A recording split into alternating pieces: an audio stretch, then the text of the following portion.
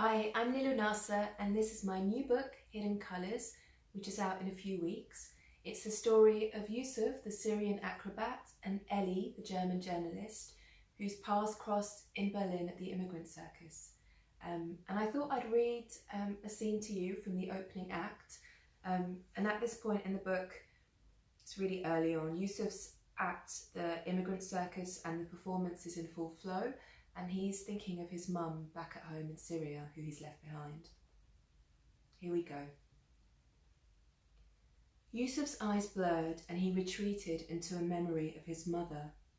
He recalled the comfort of her calloused hand on his face, how it would linger there as if he were a child and not a grown man. How he missed her, even surrounded by his new family. His mother had wanted him to be a surgeon or a lawyer. She'd stayed in the land of her ancestors, too old and tired to make the journey, too reluctant to give up the past. She didn't know how her remaining son contorted himself into shapes and spun through the air to please strangers. Even now, he could almost feel the vice-like grip of her fingers on his arms, the salty tears threading a pathway across the creases of her skin. Her parting words had been branded into his psyche. Do what you must to survive, but never forget who we are. He owed it to her to make a go of this life. All around him, his fellow performers dazzled with colour, song and razzmatazz, spirit and skill. He knew happiness here, especially with the circus in full motion, with his newly made family in a flurry of activity around him and the satisfaction of a seamless show. Here, in the tent, the performers controlled their world.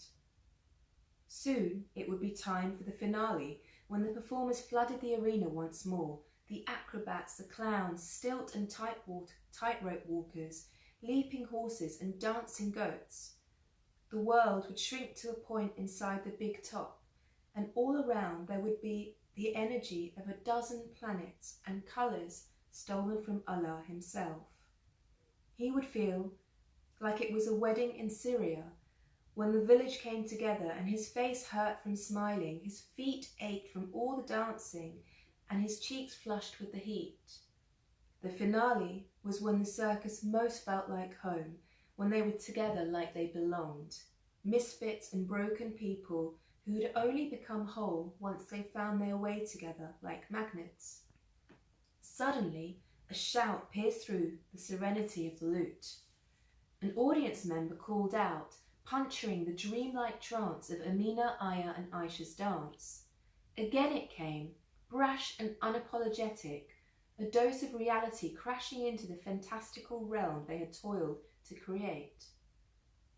Anxiety bubbled in Yusuf's stomach and his eyebrows snapped together as he strained to hear the precise words. The man lurched forward in his seat, red-faced and drunk, although they didn't serve alcohol here. Go on, you monkeys, dance! Yusuf's skin prickled with fear. The disrespect shown to his friends, to them all, wounded him deeply, but they could neither censure nor retaliate, powerless as they were. The man hadn't yet finished, and the audience around him looked away aghast. Dance, dance till you drop, then we can put you back in your boats where you belong. Rats, the lot of you. Yusuf itched with the need to restrain him, but how could he, when bound by the rules of gratitude for being allowed to live in this country, and by the rules of hospitality to a paying member of the audience? He looked to Amir the ringmaster's impassive face at the side of the ring. How far would they allow insults to go before taking action? So there you go, scene from the circus. I hope you enjoyed that. I hope that you will look up Hidden Colours. It will be available at any of your online book retailers and in some bookshops. I hope that you enjoy it and that you will email me or visit my website to get in touch and let me know what you think.